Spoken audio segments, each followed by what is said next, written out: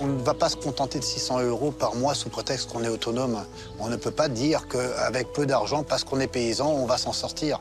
Imaginez dans cette année 2020 où on se retrouve avec une activité de tourisme équestre et avec une activité agricole, avec l'interdiction de travailler sur les deux activités. Donc on s'est retrouvé, comme je dirais, comme un petit peu le bec dans l'eau.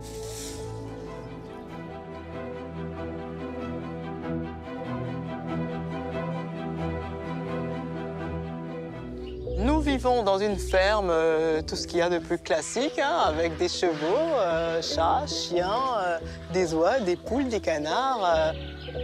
Donc nous, on appelle ça une ferme globale parce que nous avons de quoi nous nourrir, nourrir nos animaux, s'abreuver avec l'eau de la source, nous loger car notre habitat est fait en bottes de paille et également se chauffer avec des panneaux solaires. C'est un ensemble de tout qui nous permet d'être autosuffisants sans forcément avoir besoin recours à une tierce personne ou à un groupe. Pour produire sa propre alimentation, Yolande s'est lancée dans la permaculture. Un mode de culture ancestrale importé de sa Guyane natale. Ses plantes, ses légumes et ses fleurs comestibles poussent dans le même espace.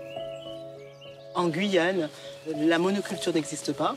Ma mère, entre autres, vivait et faisait ce genre d'agriculture.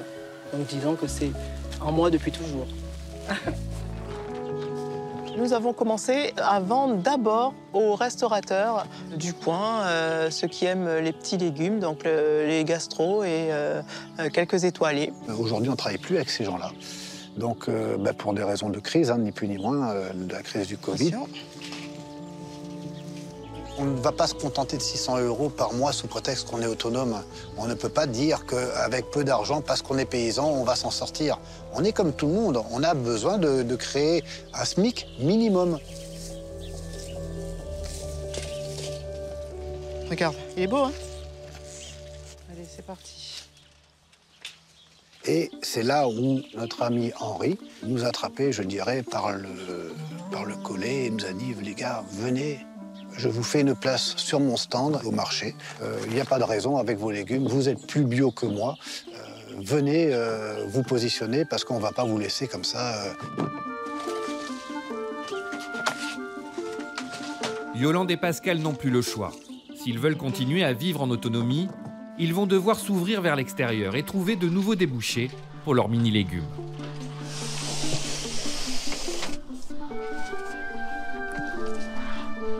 J'avoue que je suis un petit peu stressée. Est-ce qu'ils vont être ravis de voir ces petits légumes? Est-ce que le public sera au rendez-vous?